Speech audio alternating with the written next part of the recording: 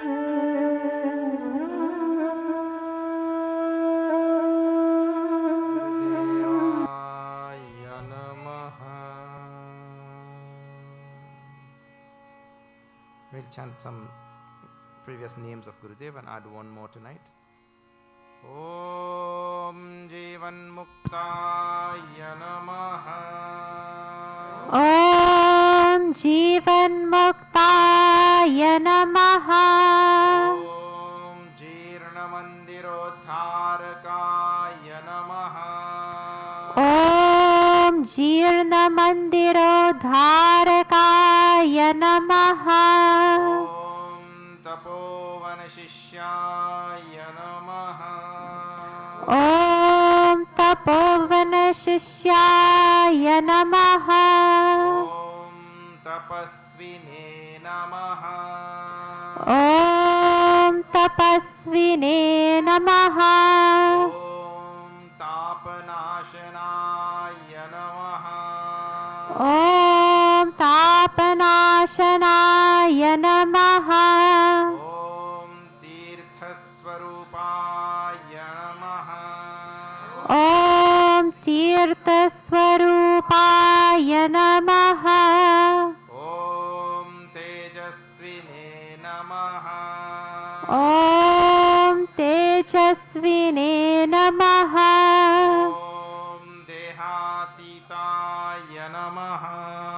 Om Dehatitaya Namaha. Om Dvandvatitaya Namaha. Om Dvandvatitaya Namaha. Om Dridhanishchayaya Namaha. Om Dhritanishchayaya Namaha.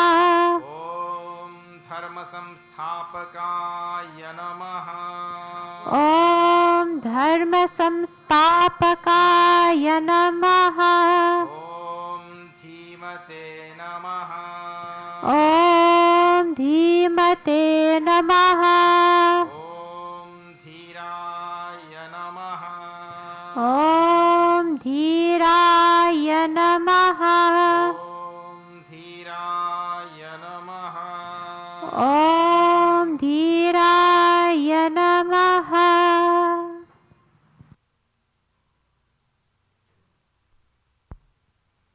Dhiraya Namaha. Dhiraha. Dhira word comes so many times throughout the Shastras. Gurudev is called as Dhira. Dhira means one who has very strong courage, willpower, and that kind of thing. Who very strongly can take a decision and follow. Dhira. Courage actually. So what is given here? Salutation to the courageous one who walks the righteous path. So strong courage, determination, that kind of thing. Strong courage, dedication, determination, courage, all that. Dhira. Dhira also means wise. What a meaning? Wise. Wise means what? He is able to, between the thing which is not good and which is good, to be able to decipher first of all. Then after deciphering which is good and which is not good, to choose the good and then to follow the good with courage. That is called as Dhira. Dhira Purusha. Throughout Shastra, in Ramayana also Tulsidas writes about Dhira. So, Dhiraya Namaha. Salutations to that one who is, see, courage to follow this, to tread this path. That is a very rare thing, People don't have the courage, they just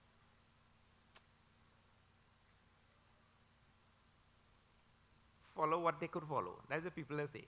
Well, I go follow where I could follow. Where I can't follow, I go. Leave it, yeah. That's the kind of courage we have. But to follow that thing 100%, that requires a lot of dhiratva. Dhairyam, it is also called sometimes. We'll see that more tomorrow. Now, if you are joining us for the first time tonight, we are saying Srimad Bhagavad Gita, and we are saying now we're coming to the end of chapter 6. Just finishing up chapter 6, and we have to move on to chapter 7.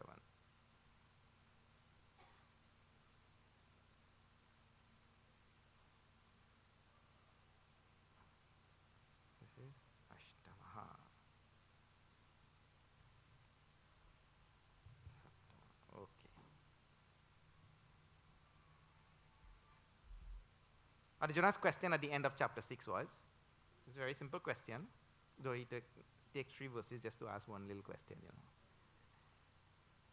Sometimes some people like that, Here one fella. Once upon a time, there were 2 friends walking in the countryside. It was a nice day, nice sunny day.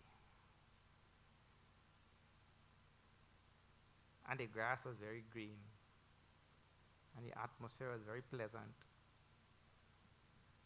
And when one found the opportune moment, he asked the other fellow a very simple question.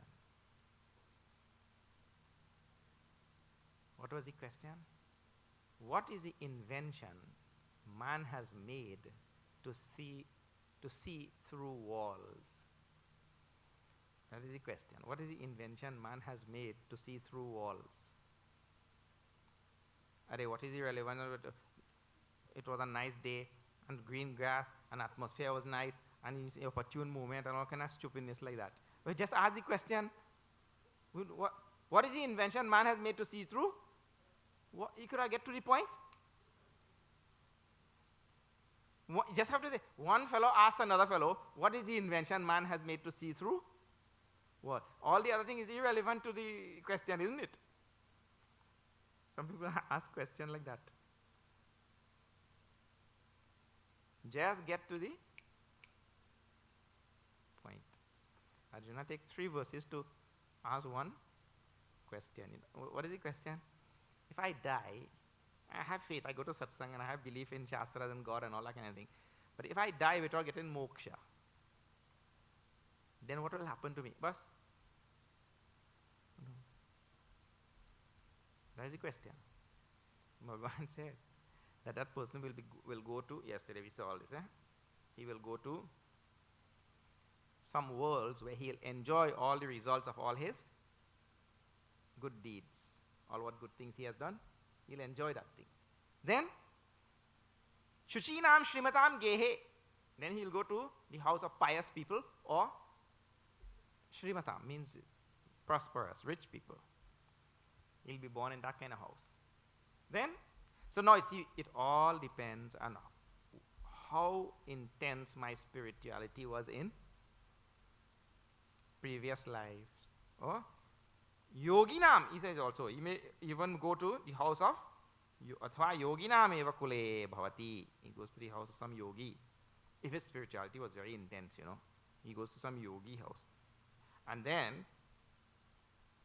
Purvabhyase, whatever sadhanas he had done in the past, that thing, avashaha api, against his own wish also, those Purvabhyas, jnana abhyas of the previous life, practice of sadhana, spirituality, it pushes him on the path of spirituality. Purvabhyase tena eva riyate havasho pisaha, pushes him forward. And this was Arjuna's, Bhagavan's reply to Arjuna's question. Jignyasurapi yogasya shabda brahmati vartate. I told you, we'll chant from this verse. 44.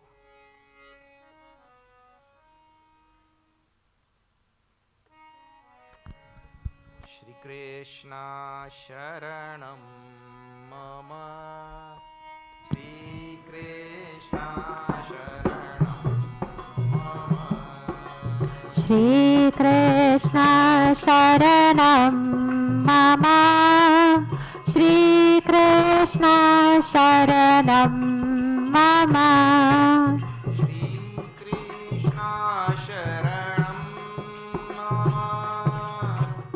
Shri Krishna Sharanam Mama. Shri Krishna Sharanam Mama.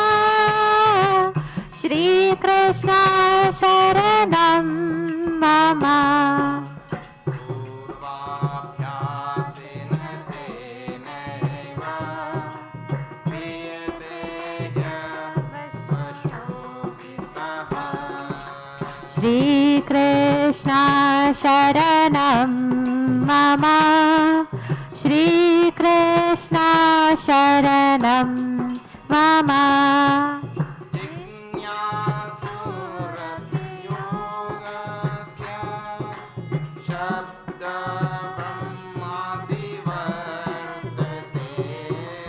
Shrikrishna शरणं मम श्रीकृष्ण शरणं मम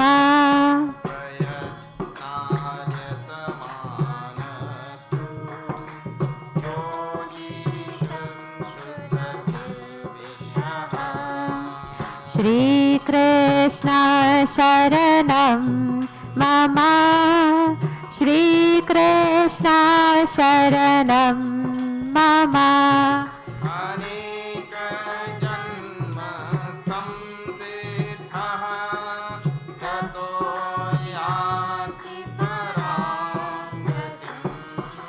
श्रीकृष्ण शरणं मम श्रीकृष्ण शरणं मम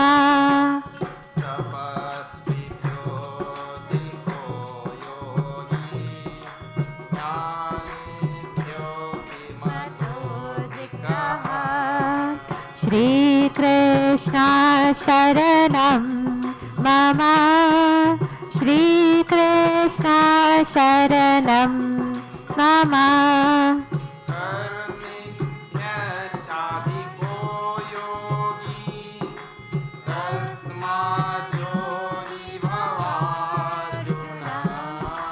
श्रीकृष्ण शरणं मम श्रीकृष्ण शरणं मम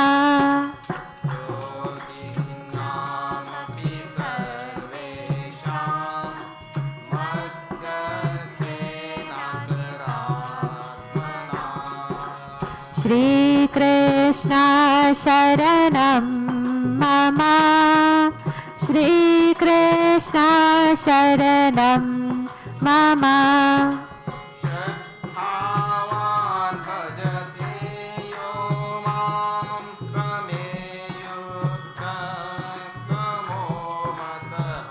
शरणं मम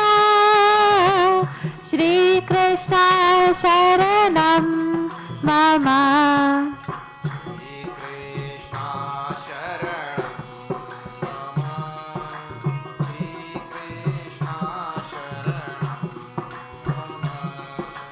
श्रीकृष्ण शरणं मम श्रीकृष्ण शरणं मम Bole Vrindavan Bihari Lal ki jai.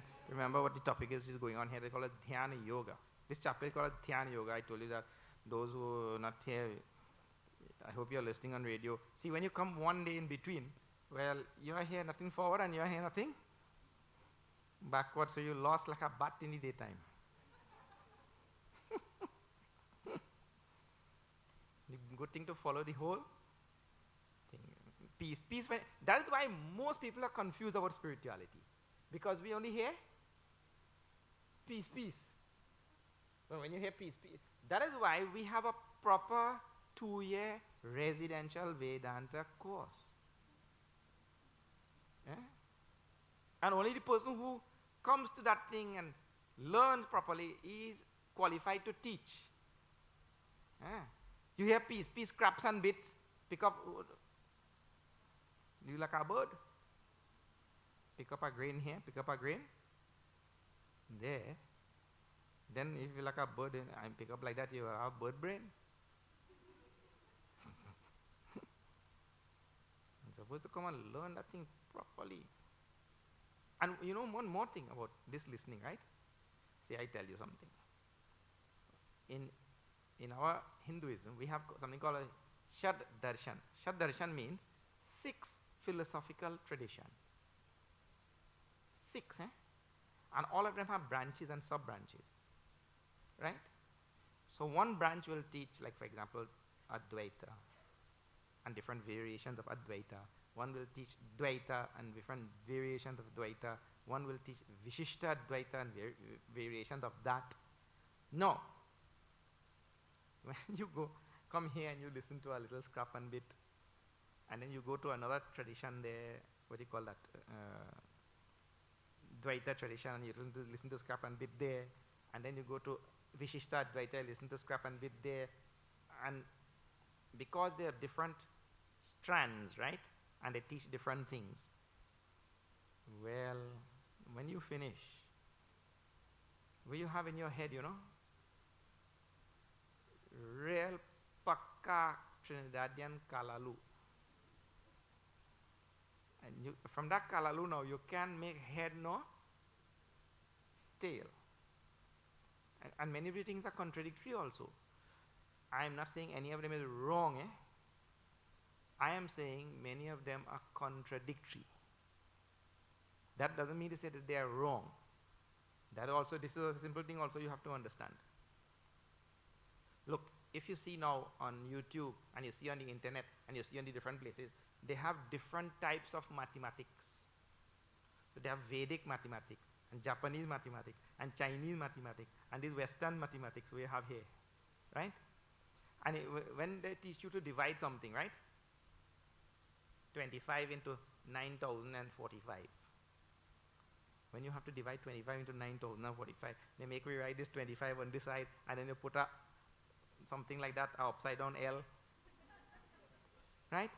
And then you have to divide this into the first two numbers, and all suddenly going down there, a long thing. This is how they teach we in school. That's the we method of mathematics, isn't it? They have something called Vedic mathematics. Man, they go teach you to do that in a.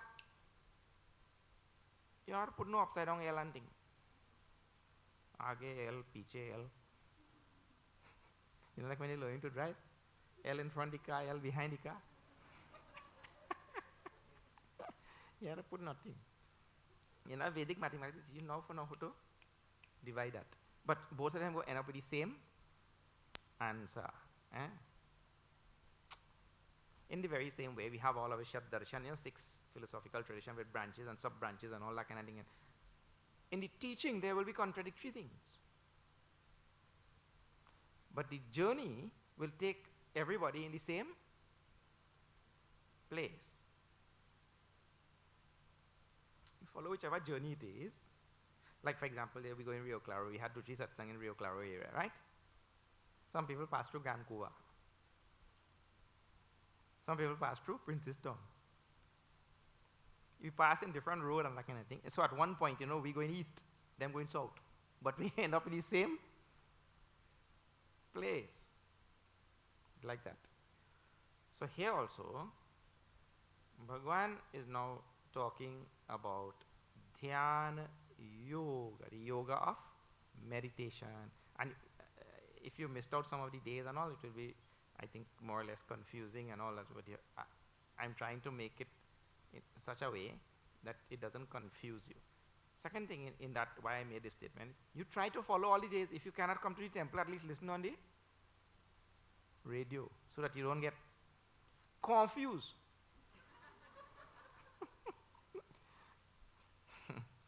So now, Dhyan Yoga means meditation. It means uniting with oneself through the practice of meditation.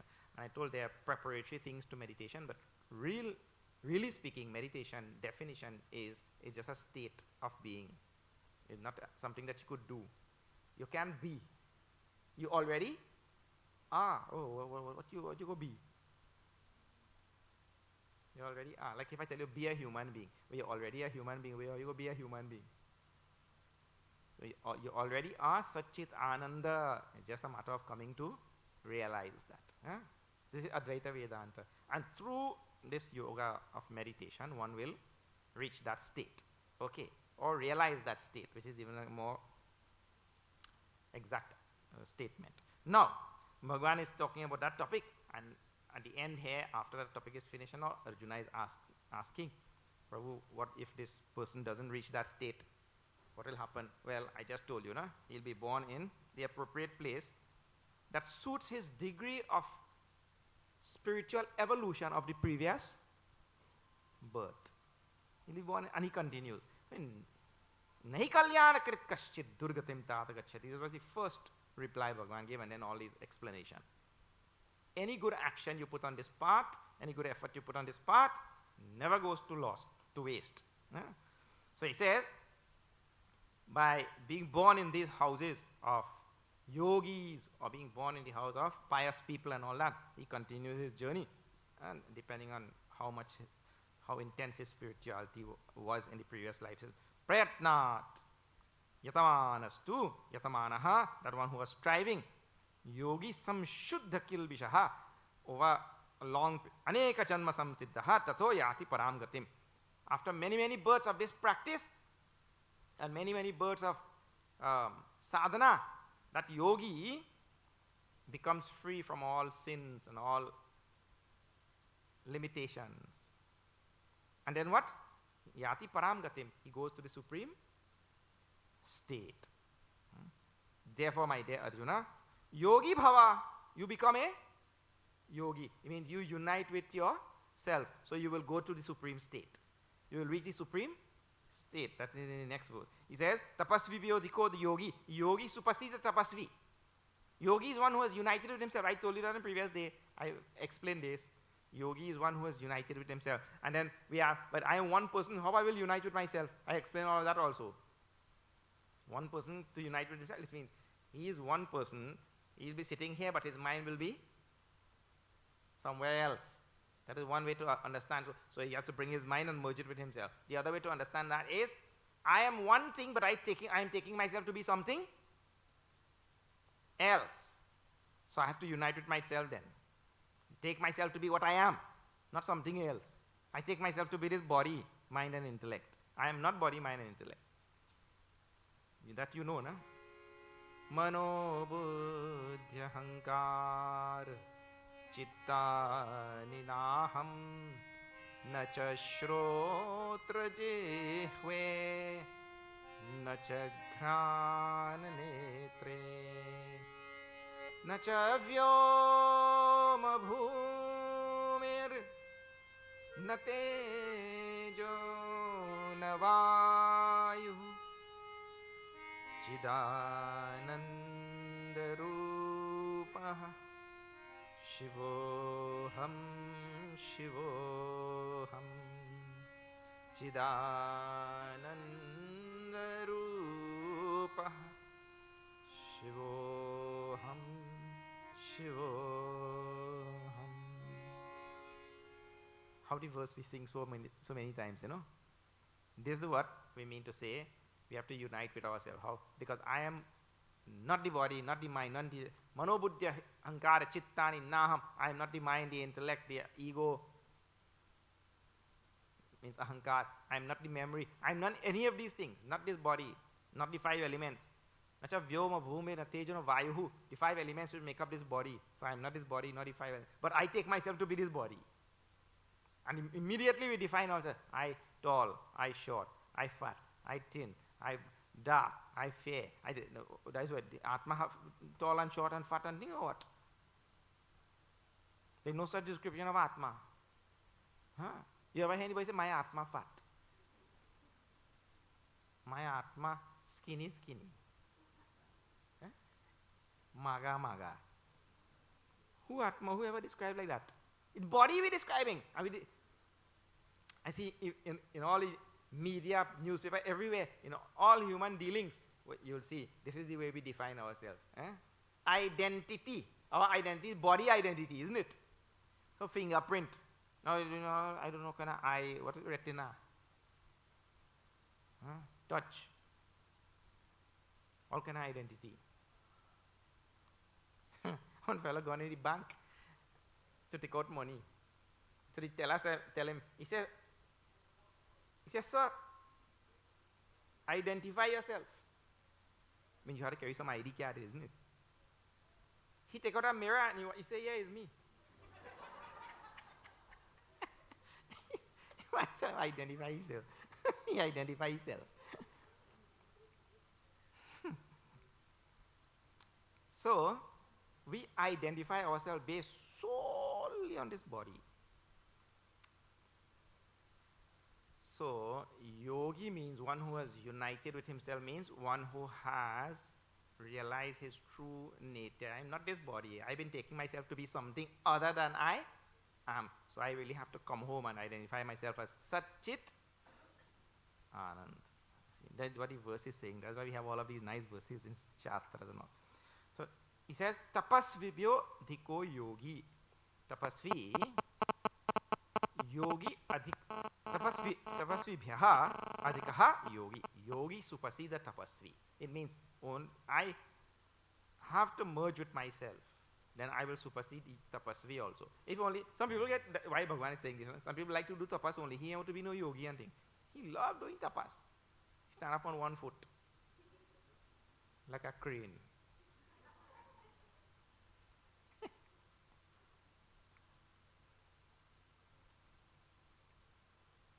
You know how easy it is to catch a crane? You go there, right? When the crane stand up on one foot. And after 2-3 hours, the crane got change the foot. Eh? So this foot where they up, you just put your finger there. When you put on that foot to lift the next foot, you can put on in your finger. And you just walk away with the crane. You never think about it. You must change your foot, isn't it? If you stand up on one foot whole day. So you wait there with your finger.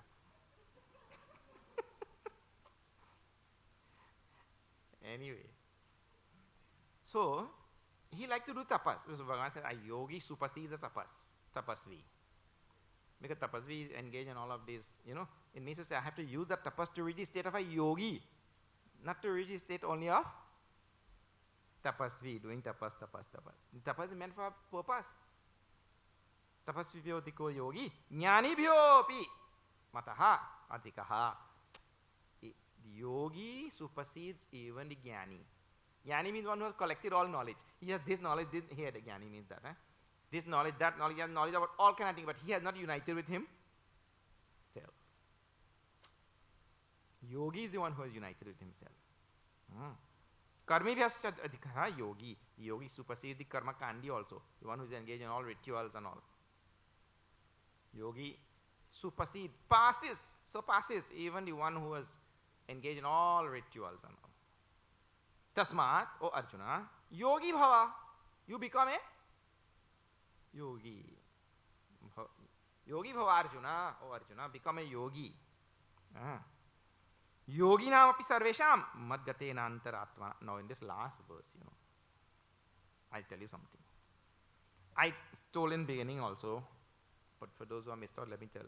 Even those who hear, I know they forget. I listen again. I told the first 6 chapters deal with karma yoga. The next 6 chapters deal with bhakti yoga. And the last 6 chapters they deal with jnana yoga. Jnana yoga. So here now, you remember this is chapter 6. This is the first 6. Karma yoga is coming to an end. Now what are you going to start? Bhakti yoga. This is what do you call? Path that centers on the heart. Karma yoga is a path that centers on the hands. You're doing your duty, karma. Hands, now heart. So in this last verse, Bhagavan introduces 2 words that is going to be like precursor to the path of bhakti. You watch out for those 2 words. See here. Yoginam api sarvesham madgatena antaratmana shraddhavan bhajate. See the word? Bhajate. Bhajate means worships. And shraddhavan. These are the 2 words. Worships with faith. All the time you're talking about yogi and meditation and thing. Shraddhavan bhajate yomam same yuktatamo mataha. That person who worships me with faith. I just know you're talking about meditation and yogi. But he's saying the one who worships me with faith. That person, in my opinion, he excels.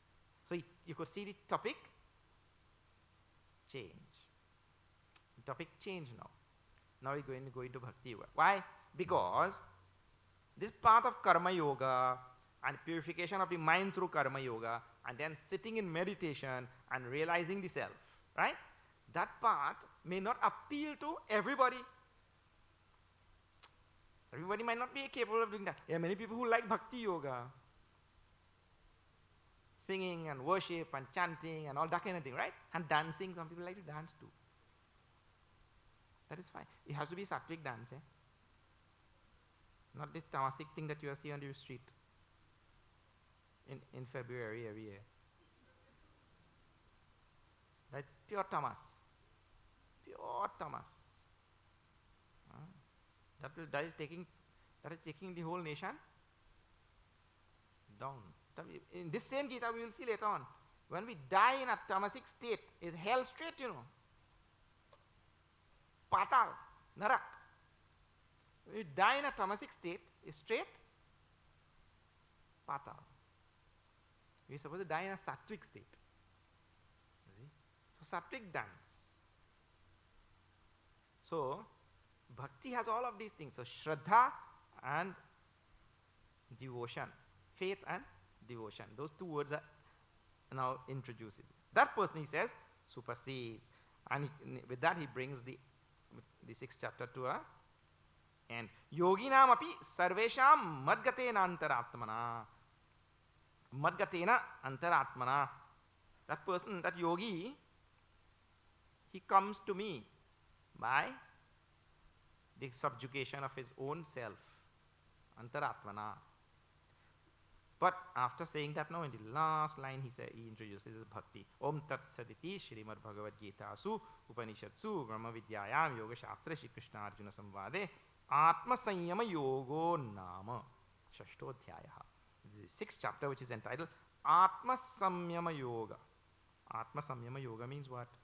It means the total subjugation of control or mastery of the mind and merging that mind in Brahman. That is the yoga of the 6th chapter. And from the 7th chapter now, Bhakti Yoga is introduced, and Bhagavan tells. Now see this thing. Shri Bhagavan Uvacha.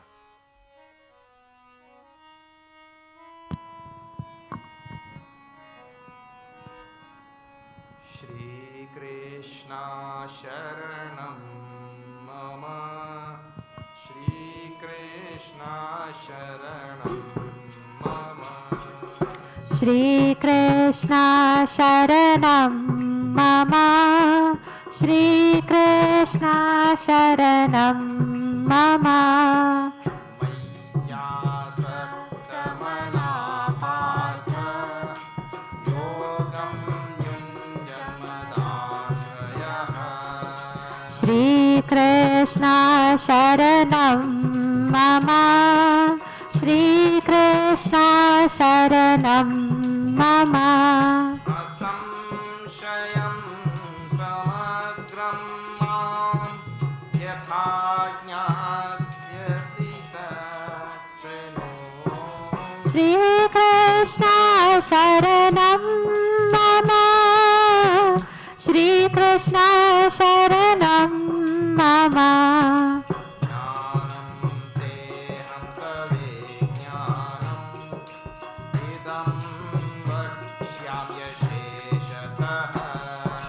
Shri Krishna Sharanam Mama.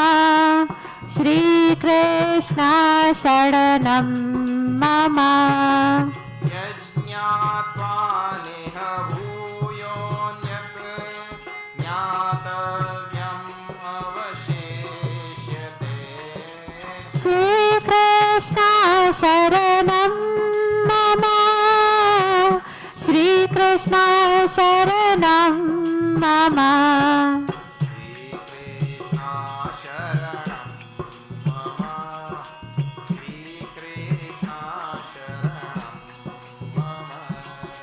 Shri Krishna Sharanam Mama. Shri Krishna Sharanam Mama. Shri Bhagavan Uvacha Maya Saktamana Partha. Bhagavan tells Arjuna, Shrinu. O Partha, Shrinu. Maya Saktamana Partha. Partha is Arjuna's other name. So many names are there in Gita, he calls Arjuna. I tell you, the Hindu tradition is most wonderful. In this Western tradition, we only have one name, two names. Arjuna has so many names here, he's called. Oh Partha, oh Arjuna. At one place in the 11th chapter, Savya Sachin he calls you. Savya Sachin. Oh Bharata he calls. Several names you will see here. So, oh Partha, Shrinu. Shrinu is the last word in the first verse. Shrinu what? Shrinu means listen. Listen to what? He says, how yatha asamshayam samagram mam yatha jnasyasi. How? Yatha mam jnasyasi. How you will come to know me. How you will come to know me. Listen. How you will come to know me. How asamshayam means, asamshayam samagram means fully, undoubtedly and totally. Undoubtedly and totally you will come to know me. With mai asaktamana. With your mind totally engaged in me and yunjan madashraya, concentrating on me and depending on me. Now see, immediately in the beginning of the 7th chapter, he introduces this word also, madashraya. Madashraya means taking refuge and depending on me. Mam. And he uses the word mam, me. Krishna. So, when he uses this pronoun mam also, what is he trying to tell? Me, Krishna, the one with form. So because in Bhakti Marg, a form is always required. So, if you belong to this sampradaya, for instance, the form is Dattatreya. If you belong to the Sai organization, the form is Shri Sai Baba. If you belong to the ISKCON, the form is Krishna. If you belong to the Ramayana tradition of Varanasi and Bihar and UP and all, which we come from, then the form is Ram or Hanumanji. So some form is required in Bhakti Marg. Now, just now when we were talking about meditation in 6th chapter, the previous chapter, right? We were not talking about any form. Bhagavan is not talking about mam means me. There he was talking about antaratma, the inner self. Atma samstam manakritva na kinchidapi chintayet. See, there's a difference in presentation and language now. So there, you put the mind in the Atma and don't think about anything else. That is the language of the 6th chapter and the previous chapters and all. Here the language is changed now. How you will come to know me, with your mind is centered on me, having faith in me, having reliance on me, depending on me. So there's a form now is being introduced there. And in Hinduism it is so nice, any form you like, you choose. That could be the form of a stone even. It doesn't have to, that's why you have a Shiva Lingam, isn't it? It doesn't have to be any particular form. This is the best thing about Hinduism, you know. What is it? It is buffet style. You know, in buffet style, right, all the food line up there. You walk down the line and choose whichever food you. If you don't like bhaji, leave the bhaji. Or you like bhaji in a different form, kalalu. So you take that, you see. So Hinduism is like that. But please remember, all of them are just as good as any other form. That's why you should not go on condemning anybody's form. He likes to pray to Ganesh or Kali, so let him pray. What business is that of yours? Let him pray to Ganesh or Kali. You like Shiva Lingam. So take it, no problem. So, Bhagavan says, listen to how you will come to know me now, with taking refuge in me, having your mind fixed on me, and concentrating on me. Listen. He said, I'm going to tell you, Jnanam teham tavijnanam idam vakshyam yasheshataha yajñatva na iha bhuyaha anyat jnatavyam avashishyate. I'm going to tell you knowledge and wisdom. Knowledge and wisdom. Having known which, there will be nothing else in this world left to be known. Now, one more important point is coming here. I told you, even though from 7th chapter to 12 is dealing with Bhakti Yoga, And from 1 to 6 dealt with karma yoga. This is not an exclusive topic that it deals with, right? We are saying generally speaking. This group of chapters from 1 to 6 deal with karma yoga. This group from 7 to 12 deal with bhakti yoga. And 13 to 18, generally speaking, deal with jnana yoga. This is how it is apportioned. Now, second thing. That means to say that in the first group you will see verses on jnana and bhakti. In the second group you will see verses of karma and jnana. And in the third group you will see verses of karma and bhakti. You will see verses like that. Because it's not exclusively is dealing with that topic. Third thing, and this is the most important point now. You cannot have one without any of the other two. You can't have karma yoga without bhakti and jnana. You can't have bhakti yoga without karma and jnana. And you can't have jnana yoga without karma and bhakti. You need to have all three. Just like you can't have sattva, rajas and tamas separately. All three must be there. Sattva, rajas and tamas. All the gunas must be there. This is how everything is done. This is how it is. The Lord made the world. You have no choice in the matter. You didn't make the world. Good thing. If we didn't make it well, then it was a problem. So, the three of them always have to be together. But he deals with the topic predominantly in these different sections like that. Okay, that's all we are talking about. So now here, he says, in this 7th chapter, he's saying in the 2nd verse, that I'm going to tell you about jnana and vijnana, knowledge and wisdom. Vijnana, by Bhagavan Bhashakar tells Vijnana is what, experience of God. Experience. And when he says experience of God, he means there, Swa Anubhava, as the term he uses. Swa Anubhava means experience of one own. Tulsidaji also says the same thing. Tulsidaji says a wonderful thing.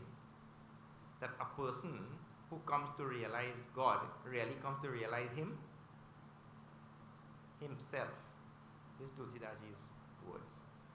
Now, last night I alluded to this next verse, and on previous nights I alluded to this next verse, and many nights previously I alluded to this next verse, which we are going to see, verse number 3. And that is, he says that among thousands of men, one will strive. People are not really concerned about God. See this next verse.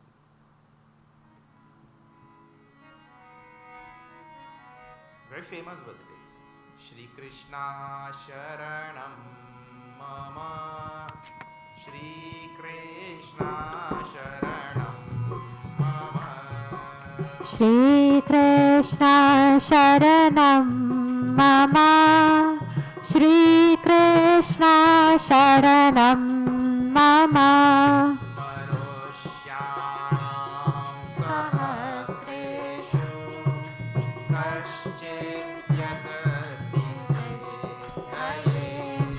Shri Krishna Sharanam Mama. Shri Krishna Sharanam Mama.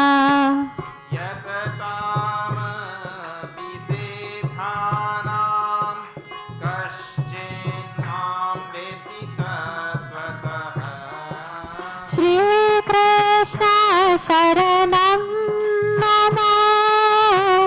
Shri Krishna Sharanam Mama.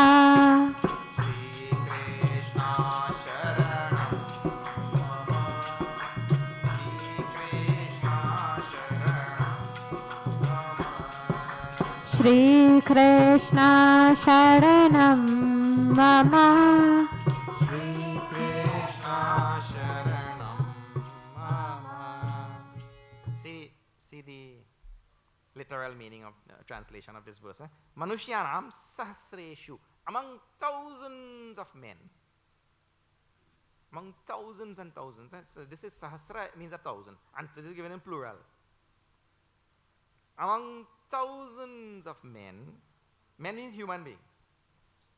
Manushyanam sahasreshu kaschit yatati siddhe. One rare person will yatati means he will put effort. on the spiritual path. Siddhai, for perfection. On the spiritual path for perfection, for enlightenment, for realization. That is the meaning there. Then, yatatamapi siddhanam. Among those few, no, if you have among 100,000, one will strive. But you have many 100,000. So you'll have a group that is striving. Yatatamapi siddhanam. Among those few who strive. Kaschin mam vetti tattvataha. One rare person will come to know me really. Why? Because he really perseveres on this path. He doesn't leave it. He holds on to the path and doesn't leave. Otherwise, we practice for a day or two, and once we get a little pain in the back, I think we have good excuse to leave it. Once we get any little discomfort, this pain or some sort of inconvenience or something, we're looking for an excuse to leave this spiritual path very easy. I tell you, you'll see. Even this satsang also. Swami, I recommend, one person tell me, I come into satsang, but he didn't have nobody home to see the dog.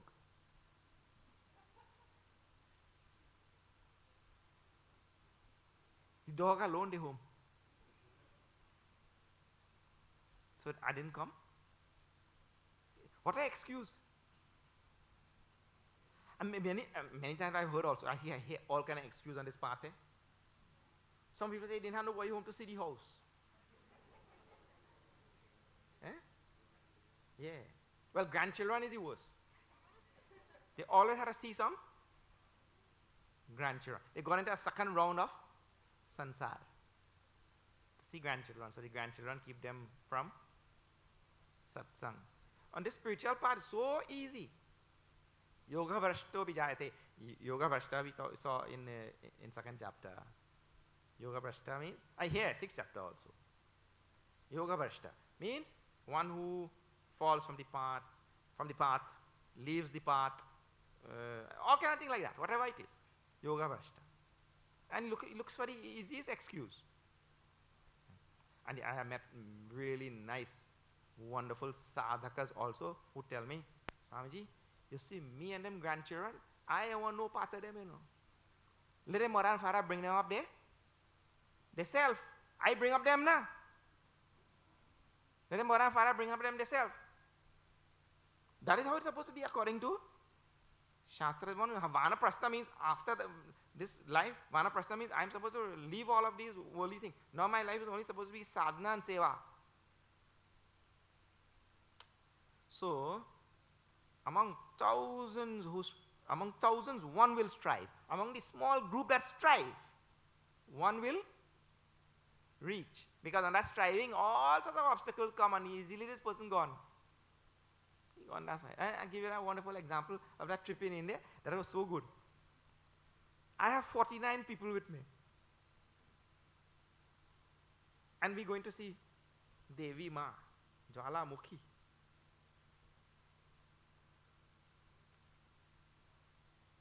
Parvat ke upar, on top of the mountain. All of them following behind. 49 people, So the group there behind, 49 people following. I front. दो लोग उस चाय दुकान में गए. Two of them gone in a chai shop there. और दूसरा दुकान में bangles, bangles, 2, 3 gone in bangle shop. 2, 3 gone in sari shop. 2, 3 gone murti shop. Like that. When I reach there, I alone there.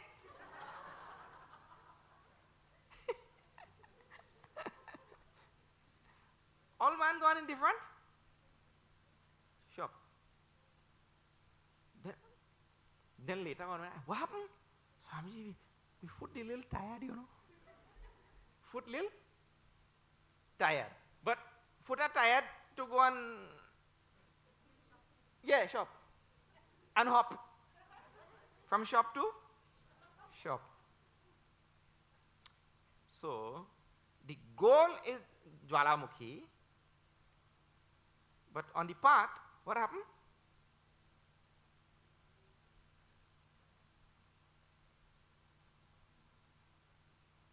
that's why just now we thought, when we saw, you see, every night, it appears as though Gurudev made this thing in such a wonderful way that his name is also coming in at the right place in the Bhagavad Gita.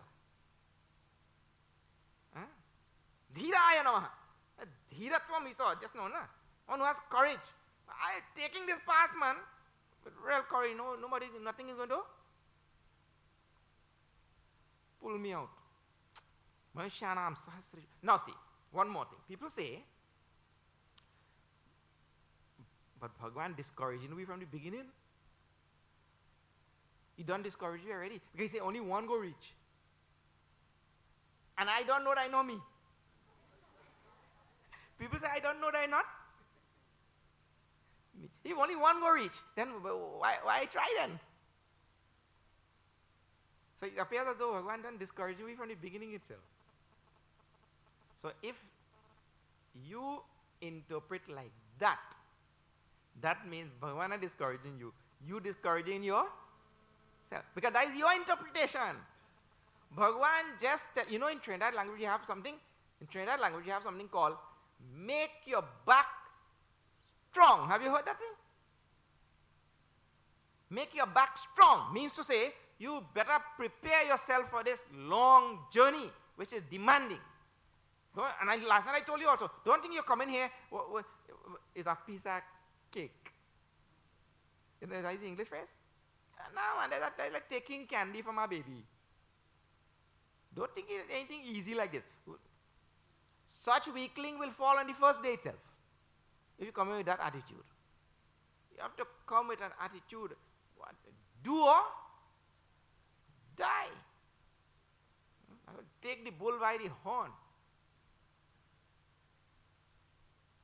You can't go there and say, well, I go in, I go see now. Trinidadian have this kind of lackadaisical attitude, I tell you. Anytime you ask a Trini, how you going there, man? Well, I did. And there's someone else add some more word in the end. Well, I did, dhire. That kind of attitude in life means you just, what were you doing? Nothing. You just there.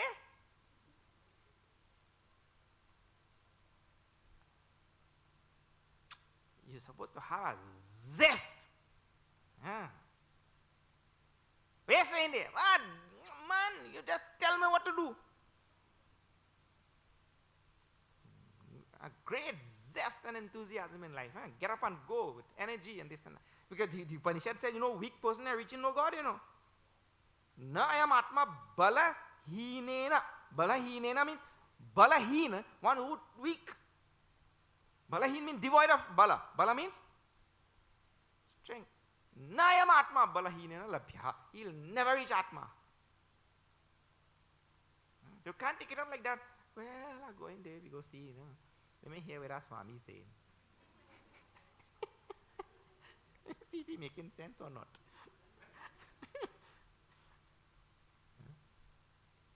See how Gurudev left to the Himalayas. What he meant? I'm going to take on all these Swamis. See the kind of power, internal power he lives in? One man going to take on the whole Swami tradition. That is the kind of strength that is required. Swami Vivekananda used to say, look, don't give me only sadhu baba and then one of them. Give me 10 criminals. Because them fellas have courage. Power. No, weak heart, They have nerves of steel, man. It's a wonderful thing. So he left like Gurudev left like that. One man going, who know not about our tradition, he going to take them on.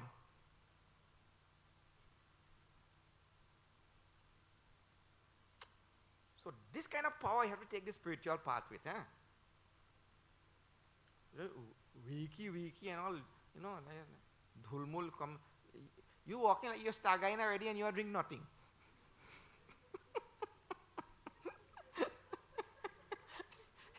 Drink nothing and you stagain. Oh Lord. One man, he does drink, right? So you have puja going on. So they're telling him, tomorrow is puja, you can't drink. But he's an alcoholic, So the next day, he still drink. So he come in the puja now.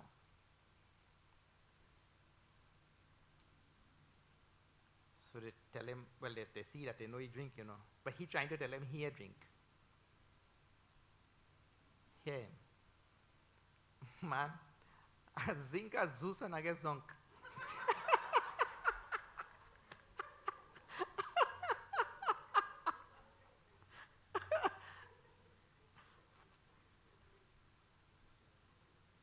But that is weak condition. We sing only Zeus. Are we done? We done Stagain already. Strong, What if the path is? Jai Hanuman Gyan Gun Sagar, Jai Kapi Sati Hu Loka Ujaga. Hanuman Chalisa, we chant like that all the time, right? In the beginning, what Tulsi Daji prays for, Bala and Buddhi. You can't just have Buddhi, you have to have also Bala, means strength in this path. So that person who really has this strength and takes up this path with such zest and enthusiasm, that person will reach. You can't say, this is not for me. Bhagavan don't discourage me already because he said not me who go reach. Only one man go reach and I know me. Here, when it is given there, he is telling you, make your back strong and get ready for this path. And the one who will reach, you have to say, each person has to say, I am that one. I am the one who will reach. If anybody can say that, he will certainly be the one who will reach. People take up everything just like that. That's why people reach nowhere. You don't take up, you just take up, in a piecemeal, kind of half-hearted way. So nobody reaches anywhere. So, take it up with great zest and enthusiasm. Now, remember he told Arjuna, my dear Arjuna, I am going to tell you Jnana and Vijnana, knowledge and wisdom. I am going to give to you. Tat Shrinu, you listen. Now he starts that from the next verse now. What is that? See this. Shri Krishna Sharanam Mama Shri Krishna Sharanam Mama Shri Krishna Sharanam Mama Shri Krishna Sharanam Mama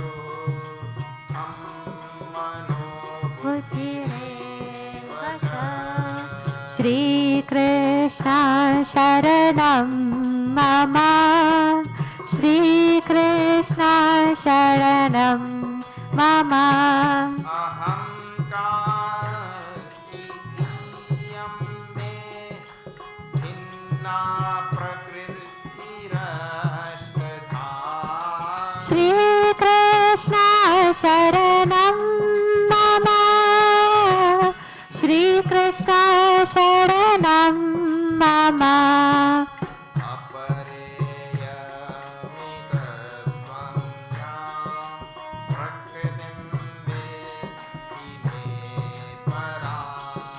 Shri Krishna Sharanam Mama Shri Krishna Sharanam Mama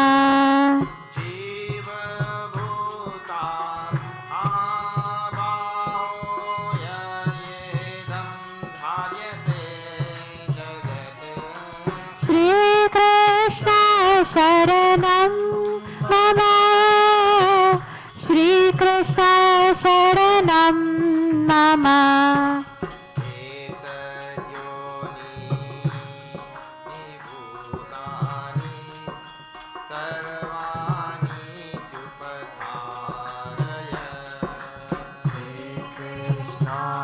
शरणं मम श्री कृष्ण शरणं मम अहं कृष्णस्य जगतः प्रभवप्रलयस्तथा श्री कृष्ण शरणं मम श्री कृष्ण शरणं मम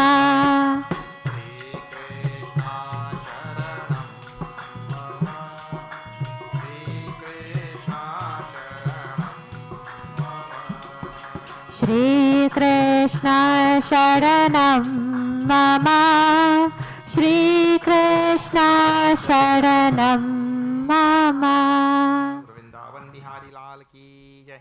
He said, Ashtadha Prakriti, my dear Arjuna. This Prakriti is, now see, this is, Bhagavan starts the teaching, and he starts with this world. He said this world is eightfold. It is made up of 8 things. Very simply he has put it actually. This world is made up of 8 things. And you tell me what cannot fit into these 8 things. What are these 8 things? See, it says, Bhumi rapo nalo vayuhu kammano buddhireva cha. What is it? Bhumi. Bhumi means earth. Apaha. Apa means water. Analaha means fire.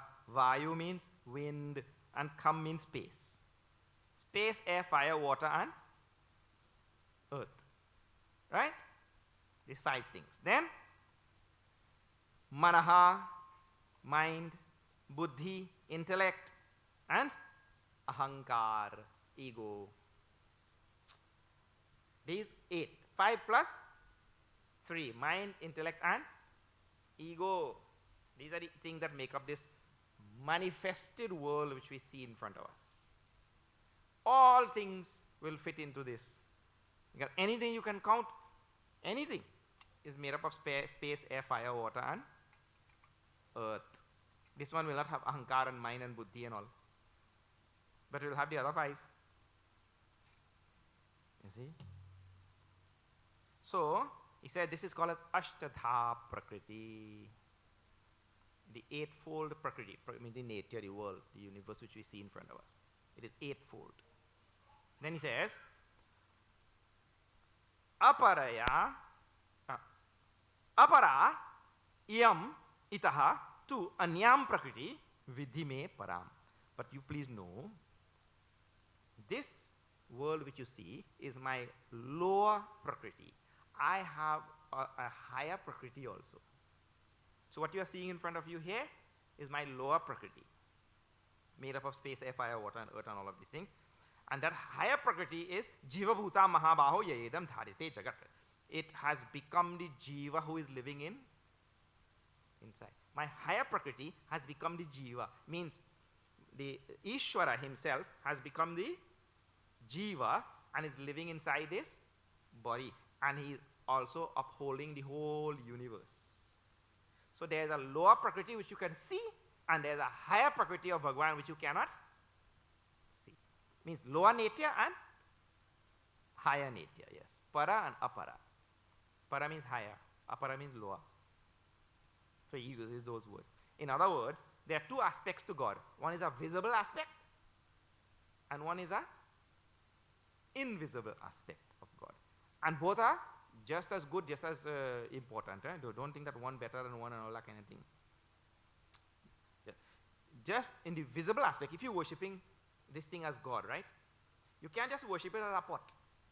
You have to worship it as the existence which upholds the pot. Then you could worship any object in this world and realize God. That is the idea. You can't see it as, you can't see the murti as a stone. You have to see the ideal behind the idol. You can't just look at it as a stone. So it all is in your vision. It's the way you see things. It is your vision only that will bring you to God realization, you know. You have to intensify that vision, purify that vision.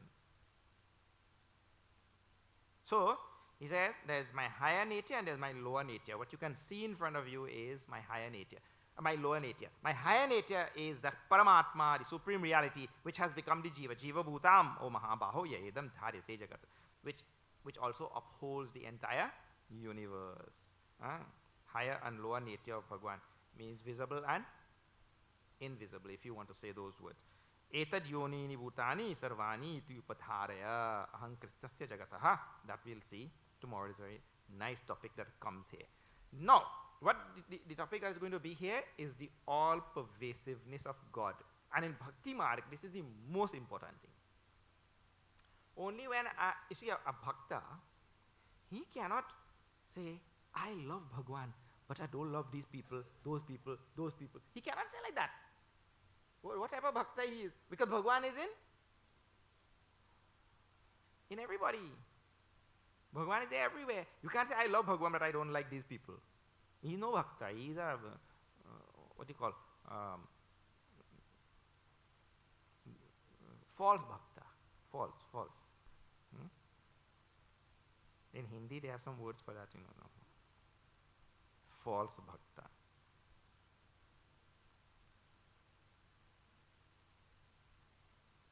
Anyway, so tomorrow we'll see from here where the Lord speaks about his all-pervasiveness. A bhakta, this is the best path for bhakti.